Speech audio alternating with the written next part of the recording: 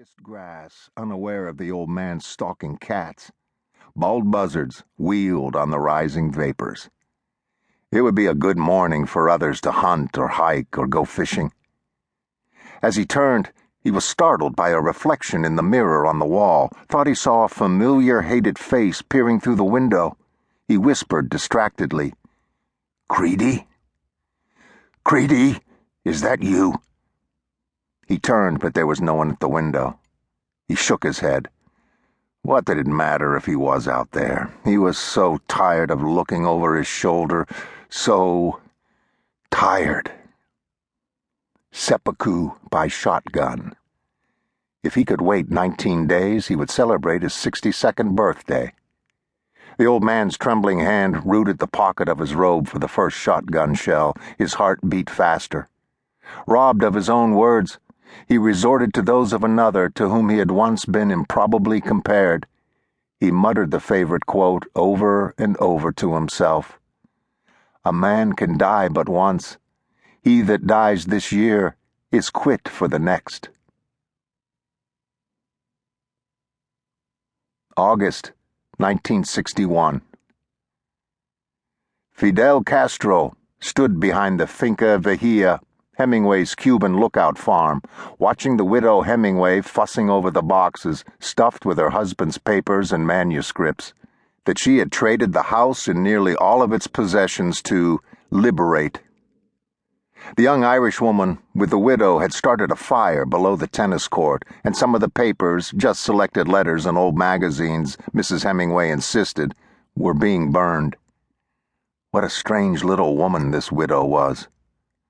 Castro tried to reconcile Mary Hemingway with the sense of the man and writer he had gotten from reading For Whom the Bell Tolls, one of the books that had actually guided him in the guerrilla warfare he had so successfully waged against Batista, and much later, with the old but boisterous man he'd met at Hemingway's fishing tournament. Mary Hemingway struck Castro as a bizarre, poorly chosen woman for the great papa. Sensing motion behind him, Castro turned. Smiling at the foreigner, Castro fired up a fresh cigar. He gestured with his cigar at the little blonde woman bustling around, supervising the loading of the precious boxes, directing the burning of her husband's papers. "I suppose you have plans for those containers too, eh, comrade?" The man, this Creedy, smiled and said, "In time, certainly, Jefe.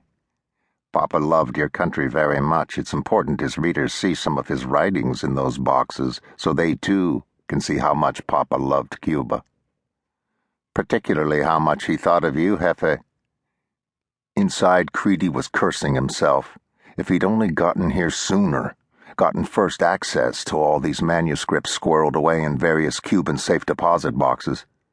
Castro grinned and hefted the ornate shotgun Mary had given him. He said, "She is nice, see?"